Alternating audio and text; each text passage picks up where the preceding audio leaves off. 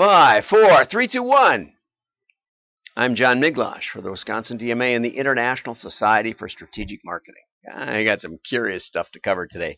But first, we have a venue for our November 11th Twin Cities presentation, which I think is going to be one of the best ever. Of course, I always think that. Hi, Jerry.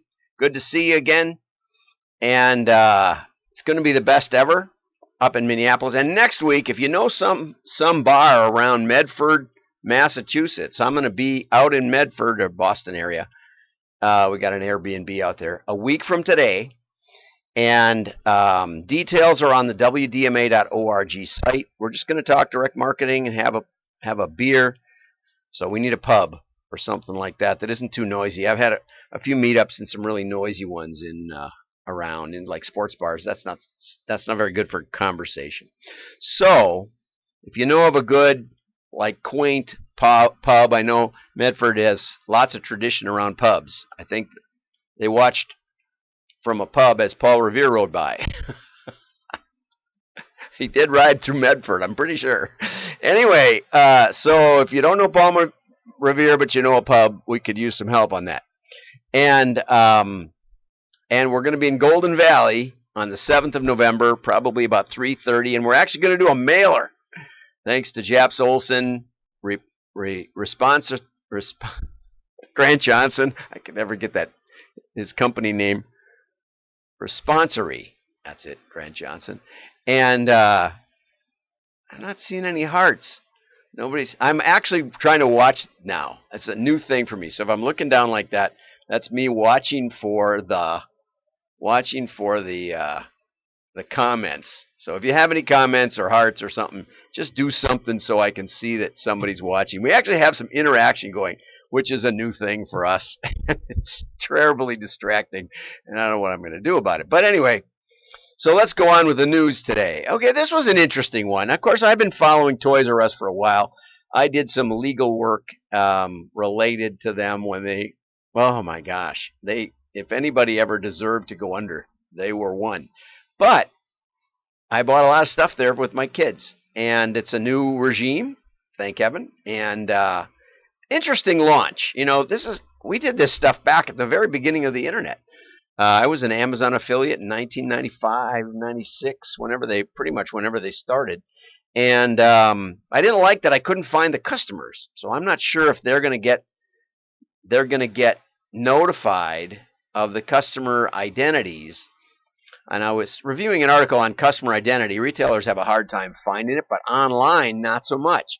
Another good reason to use online and ship stuff is because then you know where the customer lives. You could use mail. It's a great technique. You can also have an online club or something to keep an identity straight. And you can use IP address, but it changes if the power goes out at the home and those sort of things. So anyway, ToysRus has decided to launch with the help of Target.com. If you go to ToysRus.com, you will be transferred to Target.com. And Target has some great stuff. We do our Christmas gifts with Target because you can ship a couple of pounds of M&Ms, free shipping. And so M&Ms is the right before Christmas, though. It's only like the last week or two before Christmas. And so we jump on that and we ship our pounds of M&Ms, the official candy of Miglosh Marketing, out to our friends. And Target claims to put a gift card in it, but no one ever sees it. So I just send it and hope I can flag it before it's all gone and it gets to the right person. Anyway, so Target and ToysRus are partnering, and Target says it might give them new growth. And it may. It's another way to drive traffic to their site. Go for it. Okay, this was a really fun article.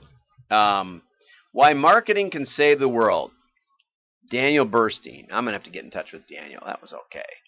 And maybe it's because I don't have this set up right. Wouldn't that be something? Would that be the first time? I'm going to try and I don't see the comments over here. I'm not sure if you have comments. Here, show chat. Oh, I have to hit the button. Okay, so now I have comments showing. So if anybody's out there wants a comment, see, this is new. I told you, it's a new thing for me, getting comments. So why marketing can save the world. And the first illustration is Greta Thunberg, which I was going to talk about yesterday, but the article had nothing to do with that. Nothing really to do with green anything.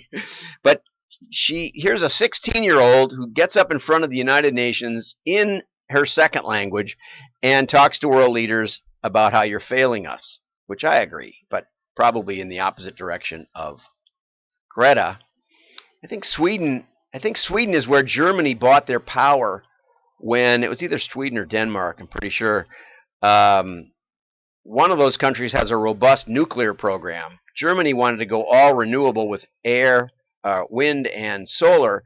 And of course, there isn't that much sun up there in Germany in the winter. And solar doesn't always work either. I mean, wind power doesn't always work either. And so when the wind died, they'd buy nuclear for like quadruple the price. And so their neighbor country with the robust nuclear could just warm up an extra power plant and sell it to them at a huge profit. Meanwhile, the Germans are paying 4 times the price for power. So check out Bill Gates. He's pioneering. He was pioneering with China, but now that's kind of, China is persona non grata these days politically. And so he's pioneering with one of his companies a small Generation 4 nuclear power plant that can eat the stored waste that we don't know what to do with. 100% safe, transportable, eats the waste. And you know what the problem is? You can't get approvals because everybody's so paranoid. So we need some marketing for Bill Gates, right? But anyway, so Greta should be pitching that, but I don't know what she's pitching exactly.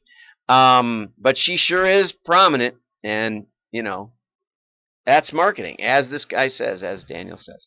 Most people don't want to save the world. They want to save themselves. Fundamental principle of marketing. What's in it for me? WIIFM, the most famous radio station in the world, if you've read the old books on marketing. How do you get humans to focus? You know, when a scientific study of an entire planet, blah, blah, blah, blah, blah, brilliant, innovative, challenging, blah, blah, blah, blah, blah, politics. Oh, and Kardashian just did something shocking. Yeah, that's the way our mind works, right? So if you want to cut through the clutter, you better make it a compelling answer. And that is how marketing works. We try to get above the clutter, right? I'm not getting any hearts for this. Are you guys not marketers out there? So as a marketer, you can destroy it or save it. Like if we spend $100 billion a year just just funding studies, that's not going to help the world. Get some Generation 4 nuclear funded. We could fund everything. Anyway, ideas only succeed because people choose them. Okay? Example 1, Chilean sea bass. This is great. Okay? He essentially created the Chilean sea bass. It was just a bass that everybody threw back. But it was, it was getting overfished, even though no one really liked it. So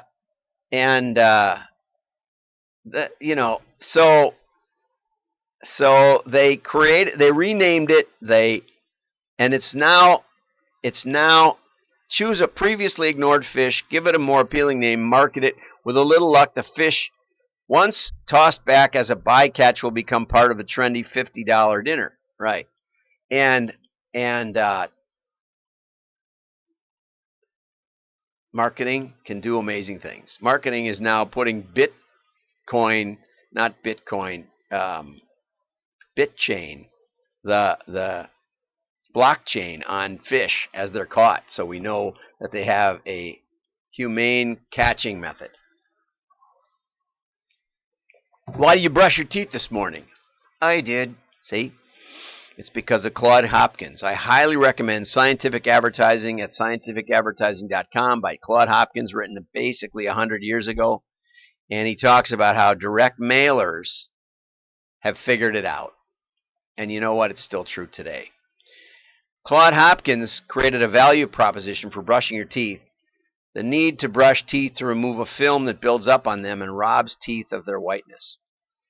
I read a story on Vietnamese boat people, and when they were rescued at sea, the first thing they gave them was toothbrush and I think some milk.